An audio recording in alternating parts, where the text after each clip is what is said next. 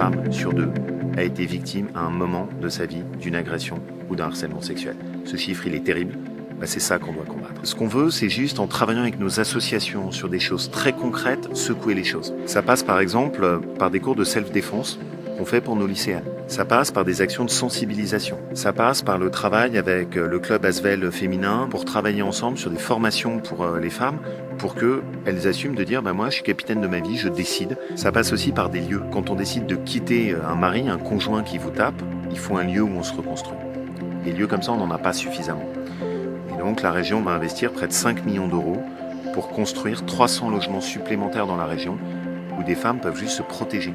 La prévention, finalement, c'est plusieurs choses en même temps. C'est identifier les violences, c'est nommer ces violences, parce qu'il faut le dire, le redire, il faut que ce soit très visible, bien évidemment.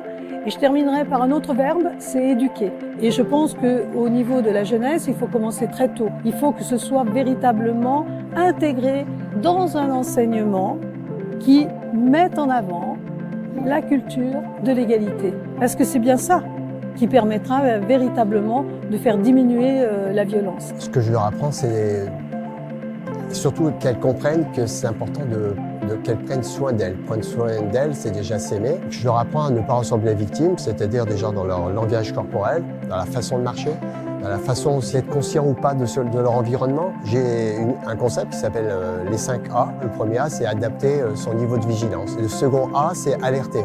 Et puis, si ça suffit pas, à ce moment-là, on essaie d'arrêter. Le A suivant, c'est attaquer.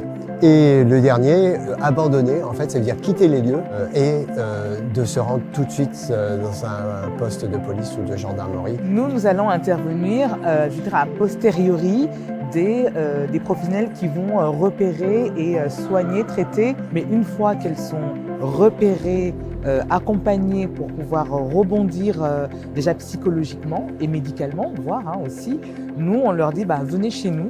On va vous accompagner pour rebondir parce que nous sommes convaincus que l'émancipation par le travail est aussi une clé pour pouvoir vivre sa vie pleinement de femme. L'idée, c'est de déstructurer un petit peu ces idées reçues, ces préjugés, de venir chez nous et entendre un discours bienveillant et positif où tout le monde peut réussir.